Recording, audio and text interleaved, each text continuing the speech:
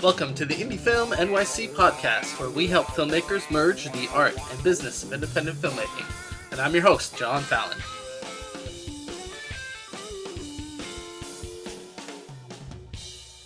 Welcome to episode 4 of the Indie Film NYC podcast. Today I'm going to be talking with Sean and Taylor King, a father-son team who produced a dramatic web series called Private Sales, which was initially released on YouTube but is headed to Amazon Video this August 2016. Last week we spoke with filmmaker Michael Fileld from Connecticut, who got into the WGA based on the work he did in a web series. Like many filmmakers producing web series, a lot of his work is based in the comedy world. And I'd like to remind anyone who's going to the ITVFest in Dover, Vermont this October to check out the premiere of Michael's latest show, Life Ends at 30. But Sean and Taylor's foray into the world of independent web series was with a dramatic series that feels a lot like broadcast television. Just listen to the show description. It sounds like something you might find on cable TV. Private Sales is about a college student, Jacob, played by Taylor King, who leaves college when his parents are murdered. When Jacob's inheritance is tied up in probate, he takes a job driving high-price escorts. As he searches for his parents' killer, Jacob is sucked into the hidden world of sex workers and their clients. The model that they built their series on is so fascinating, and if you pay attention to the details in the interview, they impart some really great advice, both on the practical end of shooting the series, as well as advice on how to write a series that can keep viewers engaged. The thing that really caught my attention was that this show was shot with a one-man crew. The claim of a one-man crew was hard to believe, especially if you see the quality of the show. But once I really dove into what they did and how they did it, I just knew that there were filmmakers out there that would benefit from learning the process that these two employed to get the series done. What's even better is that the production methods that they utilized and the equipment that they used can translate into any type of filmmaking. So if you're shooting your own web series or you want to make a feature, a short, or any other type of narrative project, you should get some really great insight into shooting with a minimal crew in this episode. And, as always, once you've heard the interview, head over to our website and visit the episode page for show notes and links to the equipment that they use to help them produce the series, or if you just want Sean and Taylor's contact information. So please enjoy my interview with Sean and Taylor. The first thing I want to know, just tell me a little bit about who you guys are, if you guys can introduce yourselves, and let me know what your project's about. Sure. Well, my name's Sean King. And I'm Taylor King. And our production company is New Zealand Sun Films. And that just came out of, my wife's from New Zealand, and actually probably my biggest production so far has been him. Yep. So he's my New Zealand son, Nice. is how it worked out. So yeah, that's it. And I've been filmmaking. I went to the London Film School, finished in 88, right around there. And I've been working in the industry my whole life. And then when Taylor said he wanted to get into the same industry, it was just it was a good fit, and it's been a couple years now, and just a lot of fun. And so your current business before you got into this series, you're post-production mostly? Yeah. So when I came out of film school, I did my first feature and was all set to be rich and famous, and actually found out that Hollywood distribution tends to like to keep most of the money. And but one thing that we saw as we did that film and another film was the people we always had to pay was the post-production people, and they weren't in it for anything else than this is our job. Right. So it was a good fit. And it was the start of digital. We were Pro Tools 1.0, we were Final Cut 1.0, and it was just that started that digital revolution. Sure. So, and then we did it for 15 years, and that digital revolution took us out of business because we were competing against people in their garage. They could do almost the same thing we could do. Sure. At the end. So. Yeah, I mean that's how I got my start. The day Final Cut 1.0 came out, I had somebody from a company called TechServe. They came and trained me, and I was off and running. And basically, I was one of the few Final Cut editors in the city for a little while. And then maybe 6 months later, I was certainly overwhelmed with competition. How long did you hang on to Final Cut before you abandoned, or do you still use it? Well, I would say I actually do have one project that because it was a long-term project. We finished the series about 4 years ago, but there's little things I have to do here and there. So I've got it hanging around, but I've fully transitioned my main program now is Premiere. Yeah, So, but I have a buddy who's really trying to talk me into Final Cut 10. He's cutting a documentary on it. I've worked with it just a little bit. I don't know. Maybe I'll have it as a secondary program, But for now, I really like the Premiere workflow. Yeah, we do too. I want to talk to you a little bit about that. But first, before we get into kind of the workflow, I want to hear from you, Taylor. So one of the interesting things to me was when I first saw the post, I believe it was on Twitter, that it was a one-man production crew, and it was a father-son team. And I said, well, that's kind of interesting. Let me see what, it's got to be, a little bit of smoke and mirrors going on here. Let me see what really happened, right? And the more I looked into it, the more fascinating it got. So can you tell me a little bit about how that came about? Well, it really is a one-man crew, except for when I'm not in a scene, because I play one of the characters in the series, and when I'm in the scene... You don't just play one of the characters, you play the main character. Yes, I play the main character, Jacob, in the series, and yeah, when I'm not in the scene, when it's a scene between other characters, then I'm co-directing, co-camera operator. But besides that, it's mostly a one-man team and the actors. Yeah, and in those days, the crew then doubles. Yeah, sure. So it's like 100% improvement. So. But so tell me how you came to your father with this idea. Tell me a little bit about the genesis. Well, right after, as my sort of high school career was ending, I came to him and I said, I want to be a director. I want to see if I can maybe get into a film school. And he's like, no, don't be a filmmaker, but don't go to film school. Film school is not relevant anymore. Sorry, film school. Yeah, sorry, film school. But, that's a big debate for sure. What we did was we went to go and see Ron Howard speak. And right as the Q&A started, the first question I was asked was, my kid wants to go to film school. Is that a good thing or a bad thing? And Ron Howard said, film school has its place, but really if your son or daughter wants to be a filmmaker, then buy him a camera and a laptop and have him start making films. And so that was his previous theory. And so we just started doing that. And we did this project that was sort of we just went ahead and did it. We didn't wait for anyone to... Yeah. Well, it's funny, when Ron Howard said it, my wife believed it. When I said it, she thought I was crazy. So as long as Ron Howard had my back, then we were all right with that. And so who, did you guys come up with, did you sit down, let's make a film or a web series or something, but what's it going to be? Or did you already have the idea, Taylor, or did you have it, Sean? What about the series itself? Where did that come from? Well, I think, we had been... we've sort of come from this run of these really good TV shows of Breaking Bad and Sons of Anarchy and The Sopranos, where they're really all stories about families set in a genre. And I had always been interested in this sort of world of escorts and how people like Elliot Spitzer get caught up in it, and just all the people who get taken down, sort of supposedly very smart people, unable to, a madam gets arrested and everyone's very afraid about her Rolodex getting released to the public because it seems to be everyone.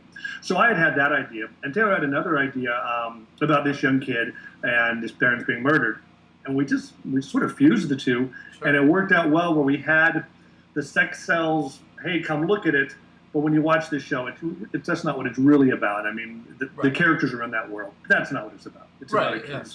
Yes. Like I said earlier, I binge watched the whole series, and I got really drawn in, and certainly there's the, like I said, the sex cells, the kind of the easy entry point into, hey, let me check this out, but it's certainly probably a PG-13 to R-ish kind of vibe, but it's not late night Cinemax. It's definitely not. It doesn't go there.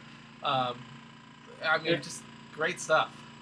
I think it was put best by one of our actresses. It's not, our show isn't selling sex, it's about selling sex. And so that was... Right, no, that's great. So why a web series and not a film, for instance? Why the web series route?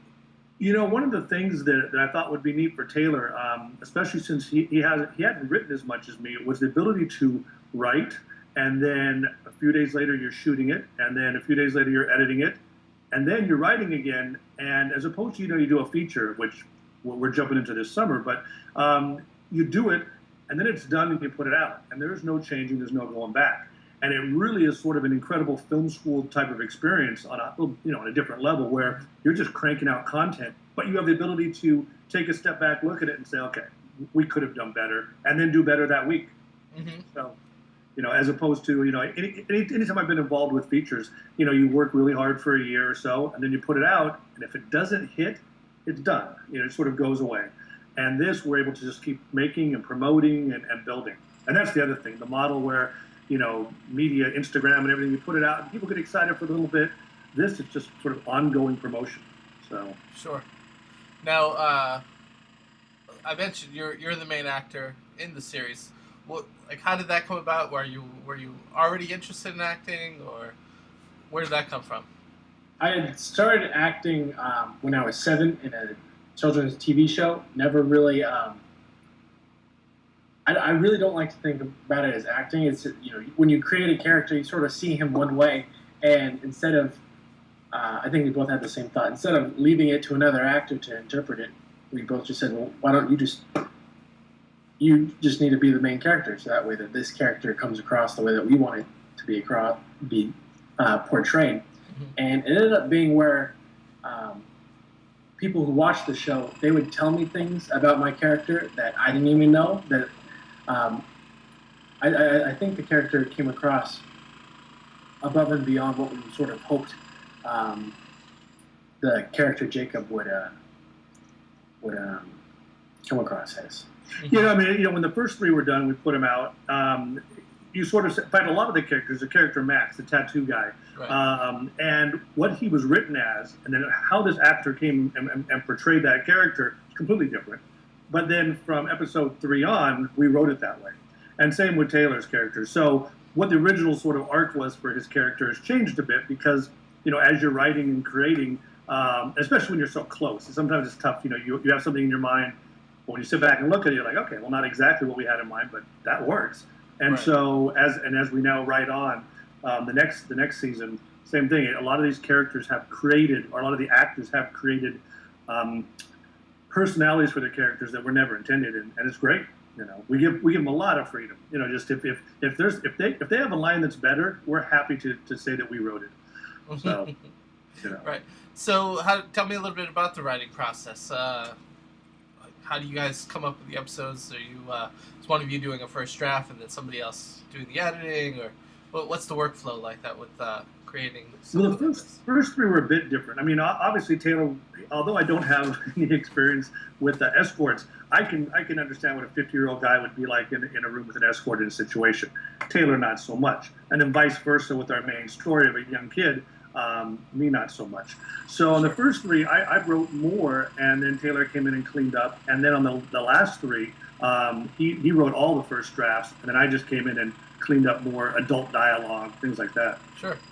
That's a great tag team method for sure. Yeah. Yes. So, still there? So, I guess what have you learned from this? Because I assume you're doing a second season. Is that correct? Yeah. And so we're holding off till the end of summer, but yeah, that's when we're going to pick up with it. So what in your film school education, your crash course film school education now, what have you learned that you can maybe impart to somebody else coming out of high school or college that wants to make a web series? What's your advice to them? There is quite a lot that we learn. One of the biggest things is learning how to work with other actors, because it is a collaborative process, and some people may not see your vision the same way that you do, and so it's very important to sort of get your vision across clearly, or else sometimes it doesn't work out and you have to go and reshoot things or recast. We've had to recast several people. Casting is was a big learning curve for us, and another thing would be not to get discouraged when things don't go your way the first time, or whether things don't come across the way you hoped, or even if you don't get that as many eyes on it as you had hoped. Biggest thing is just to keep creating. I think. And they're not waiting for someone to say yes, which is our philosophy. It's had we written this and started shopping it, I mean, the reality is no one's going to pay attention. I mean, even if you know someone, the reality is, all right, hey, great, young writer, got it. But I've also got this other guy who's written 3 hit shows. We're going to go with him. And it's nothing personal, because it is just business. So what I found amazing in this casting round was the actors who wouldn't do the show because they're waiting for Spielberg to call and say yes. And that's a naive thing. But to me, as a filmmaker or as an actor, I would say, if you're not shooting that day, then find some way to shoot. That or watching Maury or, whatever, you may be sitting around your house, do everything you can do. And the people who got it and came on the show are going to walk away with some really good material that will then help them on the next step and then the next step. But it's just, it's everyone you meet. It's every time you're on a set and you're shooting, you learn something. That is why you can have the biggest director in Hollywood with the biggest writer and the unlimited budget, and the movie tanks. And it just didn't work for whatever reason, because there is no magic formula. It's just, it's just practicing that creative muscle constantly and trying to, you just learn. And then every time you go back to shoot again, you're pulling from it. So that's been a big learning thing. Finding actors that were really excited to get cast and then found out it's really work. And it's not, we don't have trailers. You're not sitting around. It's not a big party. We come, we show up, we shoot, and we go home. And that got old to some people. Now, when you're shooting the logistics of actually shooting some of these, it seemed like, you had, your scenes were pretty quick. Like, the pace was good. It moved. So did you have like full days that you would shoot multiple scenes, or were you guys doing like really quick scenes here and there so that you could minimize like the impact of hours on the day, if that makes sense? Our longest shoot day is what? Like 6 hours, 8 hours? 6 hours. Eight would be a long day for us. Most are 6. We maximize locations. So one of the things about learning, or advice is, you gotta network your friends and family and find out what do you have available to you for free. So a lot of times, let's say we had a friend who just bought a house, and he says, I'm going to tear it down, but I'm not moving in there for 3 or 4 months. I mean, I'm not going to tear it down for 3 or 4 months. Right. Have at it. Oh, and this was, if you saw episode 6, and there's this big indoor swimming pool, and that house probably doubled for 6 locations. We would dress it in different ways, but it's only because it came to us. Another friend, the exact same scenario, but with an apartment, a retail space, big empty 5,000 square foot room. We could build sets. We could do whatever we want. We wrote that into the script. We changed the location from how it was written to being in an empty warehouse because we had an empty warehouse. So so it's that when you're indie, sometimes you got to just come off your vision a little bit. It's like, does it matter whether the guy gets killed in a house or in a warehouse? We can spray blood on the wall in the warehouse and no one gets mad. If we screw up the guy's hardwood floors in the regular house, we're going to be in trouble. So it's that sort of thing that we've learned. But anyway, we try to do day on, day off, because we're wearing so many hats that we'd shoot for 6 hours, we would ingest it that night, and then edit it the next day, and then shoot the following day. And when we could stay on that schedule, it flowed pretty good. Nice, yeah, no, that's all that is really good, smart advice about really utilizing those and maximizing those resources that you find. And the other thing was to not slam Taylor, where he was editing all the next day and then prepping in the morning. And it's like, oh, hey, all your scenes are today, so with not a lot of time to even read and rehearse. Right. So that was something that probably I didn't do the best job at, making sure he had enough time the day before, the morning before, just to concentrate on him. Sure. Yeah. No. Absolutely. So back to kind of like how you shot this. What special equipment do you have? Is this something like can Johnny on the spot in Indiana start up a production easily? I mean, the thing about we shot in RAW. You can shoot with anything. I mean, again, story always matters. Now, what we found is if you can find a camera that can shoot in RAW, your you can go with less lights. You can fix mistakes you couldn't have made. For instance, with white balance, you have a room that has sunlight coming through and fluorescent, and you've also got an LED bulb. You're able to go in and do a lot more things you could have if you record in other formats. So that was big. But most Blackmagics record in that with the Magic Lantern hack, which is what we use so you can use Canon 7Ds, Canon 5Ds, I think even the T2Is, or now probably the T3Is and so on. But you can shoot in RAW.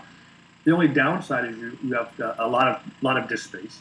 But yeah, I mean, I think you can pick up a T2I for probably $300 or less now, and with the Magic Lantern hack, which is free, you're shooting RAW. You need one good lens. I'd say a lower light lens. That's one of the things we shoot a lot at 2.8 and at times 1.4, just because we're using a lot of available light. You can also recover about 2 stops. I'm getting real technical, sure. But with RAW, you can be underexposed by a stop or 2 and still pull it back out. That's helped a lot, because the longer you wait, the more lighting you need, the more hands you need to have there. And we go almost with either all pre-lighting or all available lighting. So that's how you saved a lot of time and manpower, as you went by going RAW, which may be a little bit of a workaround and maybe sure. a little bit more of a upfront process and disk space, which obviously is huge. But then you saved a lot of money and time without the lights. Is that right? Yeah. And until you said that, I mean, you're absolutely right. The amount we spent on our $175 hard drive, which was a 4 terabyte drive, that held 3 episodes, all the raw footage from 3 episodes, way less than buying lunch probably for 1 additional crew member for 10 days. So I guess it's not that expensive when you think about it that way. Yeah. No, I mean... And the other thing is, places like, I think it's called Lens Bar or Borrow Lens, there's a lot of rental companies that rent cameras for still photographers that you can now use for, obviously, DSLR photography. So a week rental on, I think a 5D week rental is around $280. I could be wrong. It's right around that. Okay. So, it's not that expensive, and you're not having to deal with a Hollywood rental house. These places ship all across the United States. They'll have a camera to you the next day, and it's a weekly rental, and you ship it back to them. So, yes. And then the other piece of gear we use, and this was invaluable. It's a Steadicam. It's not a Steadicam. It's a Movi type device, Chinese ripoff of it called the Came. Ours is the Came 7800. There's now the Came 8000. That runs about $1,000. And that was key because we're able to float the camera. We can get a lot of long takes in one take, but it's not on a tripod. It's not boring. Right. So we're able to keep some movement in the camera, do tracking shots without laying tracks. And the thing about it is, you can, with a little practice, if you buy one, it doesn't take that long to learn to operate. So, I never used the one, and within, I don't know, the first few goes were a bit rough, but then once you get the flow, you're off and flying. You can go into a car, out of a car, up steps, and well, if people see the show, they'll see we have a lot of moving stuff, and it's me with the rig. Yeah, no, I mean, yeah, you're certainly right. There was a lot of movement, but I never felt that, it didn't feel like that handheld shaky, what was that movie with the monsters? Anyway, there were a couple movies that came out that were purposefully really shaky. I never felt any of that. It felt very smooth. Things flowed with the storyline. Yeah, we found out early on is with one-man crew also is you're able to shoot places and no one knows. Yeah. Taylor would be in a scene with a girl. I might be doing an engagement shoot. I'd have a camera on a tripod somewhere with a longer lens.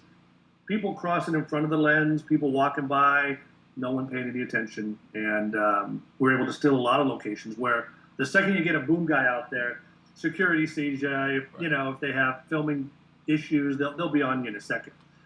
We shot everywhere and never had anyone come up to us. Tell me a little bit about that, because you told me personally about how you dealt with sound.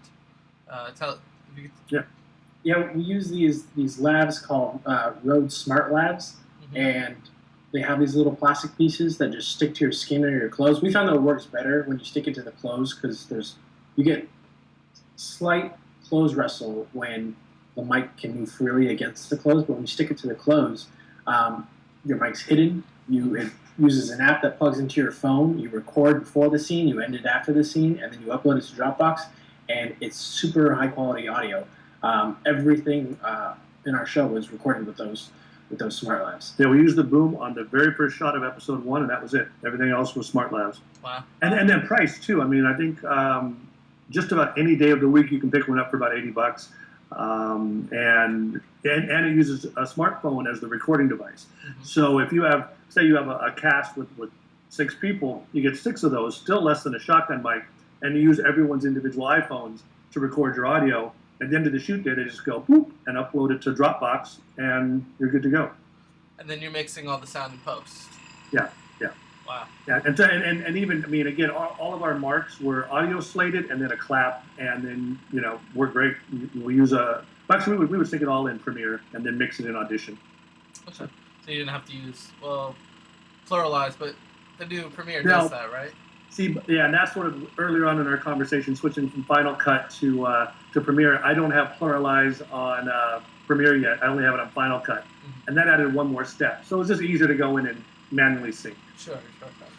When you shoot like us, just real quick. So when you shoot like us, though, we didn't have tons of takes. We didn't have tons of coverage. Okay. So since we had a lot of single takes, it was really you sync them up and you find the take that was best in half the cases. So you would do multiple takes, but without cutting? Is that what you're saying? Yeah. So it really came down to either or, and the third take was the best, and that's the one that's in the show. And only when we've been in a situation where there's no way we can take this in one shot, then we'd go back to shooting traditional coverage. Right, okay.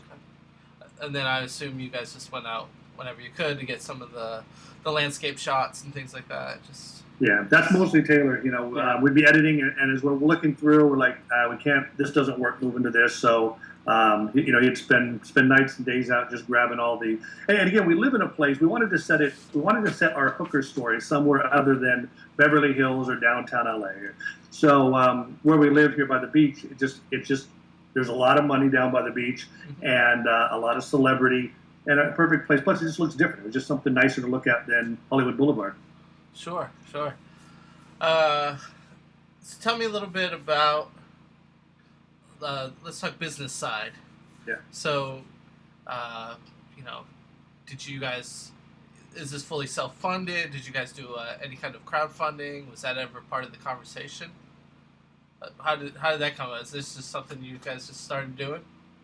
This entire thing is funded by us and the generosity of our friends in terms of shoot locations, but we don't pay anyone, including ourselves. What we really care about is not making money on this specific project. We care about making the best quality product that we can possibly have. And by doing that, we put everything, all the materials, all the money that we have into this, but we're not expecting to get anything out of it. And we can't, actually. Yeah. Specifically, because of our soundtrack, which has, it's quite a big soundtrack, we can't make any money off of it anyway. And we did that because we wanted that soundtrack. On YouTube, and a lot of people don't know this, but on YouTube, you can use pretty much any song you want, as long as you don't monetize it. YouTube has this sort of this search tool in your settings where you can search a song, and it may say like a lot of our songs are blocked in Germany, so a lot of people in Germany can't watch a lot of our episodes because the monetary rights are different in that country. Sure. But if it's available in your country, you can use any song you want as long as you don't make money off of your video. Gotcha. Okay. And the only downside is during that song, an ad will pop up on the bottom, which people are used to seeing. Yeah. But that's the trade-off. So. And so that was the reason you released it on YouTube? Yeah, I mean, the soundtrack would have been for an indie project, which is completely ridiculous. I mean, we have so many, and a lot of them are throwback artists, but still, it would have been impossible to pay on this budget for the soundtrack we wanted. Yeah, I remember hearing in one scene, back-to-back, Janis Joplin song and then a Nirvana song, like literally back-to-back in the same scene. I was like, yeah, that's true. Yeah. And I was happy. I like both those songs. Yeah, Beach Boys to Talking Head and Lou Reed's come. There's all sorts of stuff. But for us, I mean, that is an equal part of the show. I mean, that is, those songs are in there for a reason to give a feel They help the characters, and so it was worth it to say this is purely just for free exhibition. Sure. And in return, we get to make the show we actually wanted to make. So I've noticed that you guys have a small Twitter presence. Obviously, YouTube is pretty much a social media site as well to some regard. So are you pushing the show at all? Like, how are you growing your audiences? Has there been a lot of thought to that yet? Yeah, I mean, we have just started to do the film festival thing, and again, this is what I think everyone should always do their research before, because we wanted to do more traditional TV half hour. The downside of it is a lot of web series film festivals like them 12 minutes or under, and that's just because of programming. They can get more in, they can get more people, so we knocked ourselves out of a lot of film festivals. That being said, we did one at the Chinese Theater, which was great, and we picked up a bunch of fans there.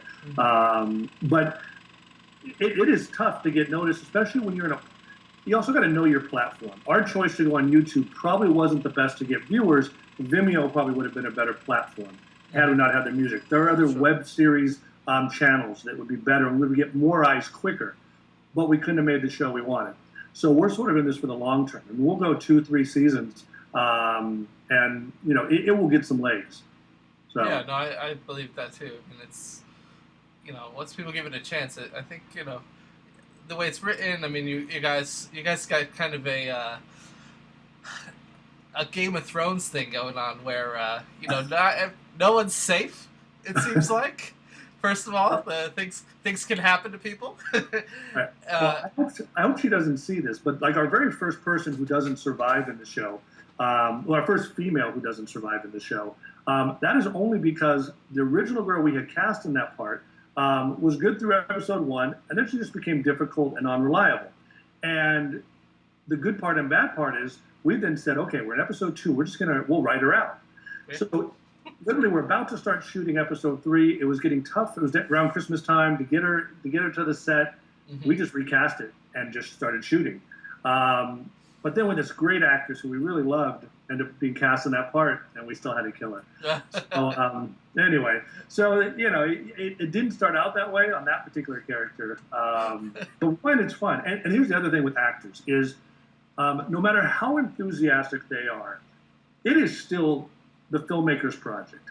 And when you're not being paid and it's not helping them pay the bills, it's not their attention span, but it's just their ability to actually be loyal to any given project for a certain length of time. Sure. So you got to learn to respect their time, and if you have to break it up a lot, let them know, listen, this is going to go on for months, because it becomes drawn out. And then when they see it, everyone's excited when it's finally done, but they have less skin in the game than you do. And so just making sure you take care of them and you really communicate. I mean, that's one of the things we found was you just got to really communicate. This is how long it's going to take, and this is what's sort of required of you, and are you sure this is something you want to be part of? And not in a bad way, it's just making sure everyone's on the same page, because you don't want to do the opposite and just tell them how great it's going to be and how exciting and it's going to be quick, and then if it's not, you may lose them halfway through, and that leaves you in a worse position. So. Yeah, no, I think certainly, like Taylor said, learning how to collaborate with people. Actors are obviously they can't make it without the story, but you also can't make it without people in front of the camera. Oh, absolutely. Yeah. This was definitely more difficult because our cast is 30 plus, right. And the way that we shoot, we'll shoot one day with the character and knock out most of their scenes for those 3 episodes because we shoot in 3 episode blocks. But because we have such an immense cast, when you're shooting with one actor, the next time that you're going to shoot with them may be on the next 3 episodes, and by then their whole life could have changed. We've had it happen where people have moved, people have been in and out of relationships, people's financial status has changed, sure. And that's one of the downsides is that we a compromise that comes with having such a large cast is our shooting days are drawn out between each cast member. Right. Yeah, and like the little things, like you think everybody gets it. It's like, don't cut your hair. It's and this is with a guy, and not a big deal, but we literally, there's a scene where he walks into a building and a scene where he walks out of a building. We shot that. A month later, we shot the scene in the building. He shows up, he's got a whole different haircut. We're just like, and that's on us too for not being really clear and saying, listen, there's more coming next month, so don't do anything drastic. Right. So anyway, those are all just the little learning things when you're doing a show that just goes on and on and on. So. Right. Well, that really speaks to how many little things the producers and the writers need to pay attention to. Yeah. What's going on around their scenes. There's a lot of little things to take care of. I remember we did a shoot once where it was the main character, and at the end of every episode he would speak to the camera, and so we had a whole checklist of what he was wearing during each episode because we filmed all the the confessional scenes at the same time. Yeah. So we had no, and that in that episode you're wearing the Captain America T-shirt, and you didn't throw that away, did you? You didn't lose, it didn't rip, didn't. So we would make him not. He would take the clothes and put them in a suitcase, and he wouldn't touch them until we shot again.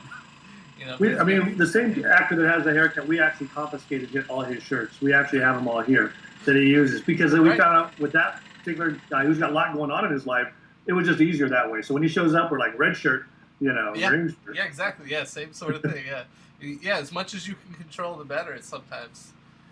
And no way associated with this, but there's an app called Continuity, which is a free app, and again, we wore too many hats to actually use the app effectively, but it's a pretty good app. You take a picture and you can just write down that info, and on shoots that may have more complicated wardrobe situations, pretty good and free.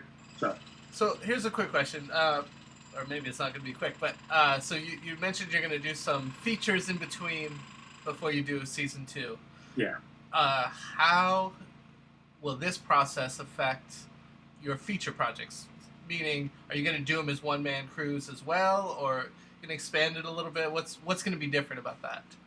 No, in fact, it's funny. We started talking about doing features this summer. We're like, it'd be so easy to do something that's just an hour and a half, and like 2 or 3 characters, something, that's just more controllable. Sure.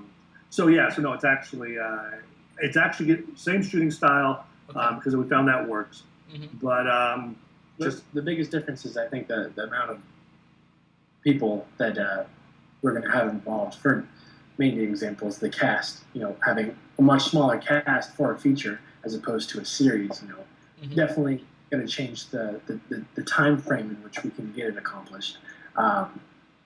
Because we were casting 2 or 3 days a week on the show. I mean, it's just constant. I mean, we're Skyping with actors, I would say 2 or 3 times a day, multiple actors. And with this, you sort of lock down your cast, and then you move on to the next step. The downside, I think, with features today is just that, you put it out, and if you can't get it moving anywhere, then it becomes something that maybe will become something interesting later in your career. But so those are the flip side. It's just that on the writing part, we found that after the first 6 episodes, we were then trying to sort of force the next 6 episodes so that we could just get it done and keep moving on. Mm-hmm. And one day Taylor's just like, I don't know, man, the ideas aren't coming right now. And so that's when we decided, maybe we need to step back and let's give it a few months and then come back and rewatch the show in a month and see it with some fresh eyes, and then let the ideas start flowing again. Right. But it's just been such, 9 months of just boom, boom, boom that it just got where you couldn't see the show anymore. So on that specific project, I mean, we both I think we both knew it about each other. We both had other ideas for other projects, but you got to put all those on hold, especially with this ongoing project. And now that we have this sort of time slot between 1 and 2, mm-hmm. we can just get those ideas out there onto film, and then come back.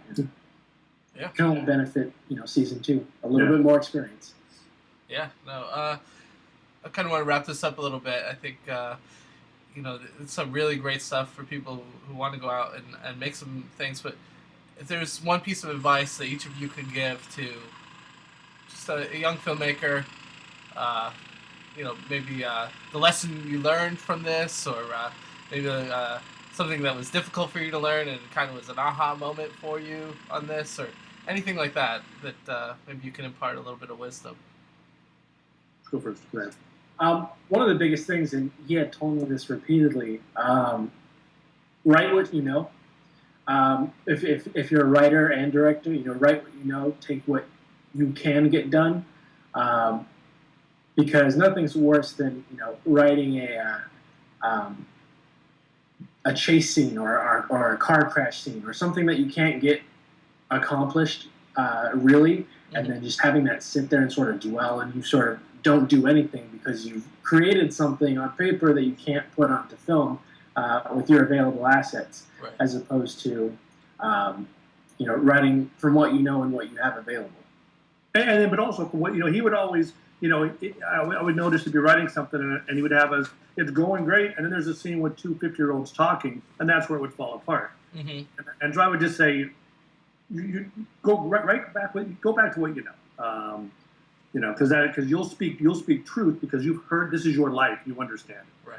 A 19-year-old doesn't know what it's like to be 50. I mean, it's old. It hurts. And my advice is simple. And this is if you're a musician or you're an actor or you're a writer, director, whatever. Is don't wait for someone to say yes. That's it. Because you can still want someone to say yes and be working towards someone saying yes. Sure. Don't wait because you're just going to get.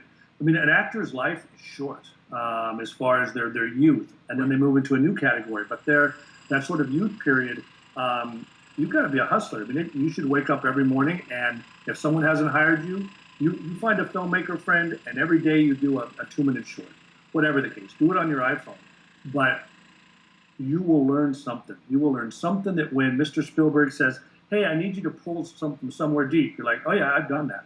Mm-hmm. And it happened when I was shooting with my friend Johnny in Kansas, and I figured out I knew how to get to that place. So, you just don't wait for someone to say yes. If you've got a free day, create. That's it. Yeah. No, I think that's great advice. That's why you're an artist, right? You're an artist to create something. Yeah. So yeah. And learn. I mean, if you think you're ready and you know it all, you're probably in big trouble. Because the people that you find that you could take the really great big actors and the ones that they'll immerse themselves in roles. They'll go and try to research. They're playing in fact, we were just watching the 40th reunion of Taxi Driver, and it talks about how De Niro he went and he drove for 2 or 3 nights. And one of the things he said he took away from it is, in little chunks, everyone's telling you what to do. It's like people get into your car and they tell you where to go and which way to drive. And he goes, it was interesting that you sort of have no control. You just become this puppet. And I said, wow, that's as an actor. And he just said, I'm an actor and I know how to play the guy. That little bit of advice, whether it helped him, who knows? But you know what I'm saying? It was just something that he never would have thought of without doing some research and being involved in actual life. So, there's just, you don't know it. Right. There's always something you can learn. Absolutely. Yeah. No, that's great. I want to, let us know when season 2 is coming around. If you've got the features wrapping up, give us a shout out, and we want to see more from you guys. I think you guys will be the kings, right? No, absolutely. And John, thanks for what you're doing. I mean, spreading the knowledge and spreading, one of the things we like the South by Southwest keynote addresses. They're great, and I think everyone should be looking for ways just to get advice from different people, because it's all free now. It's out there for you. And what you're doing on your show is great.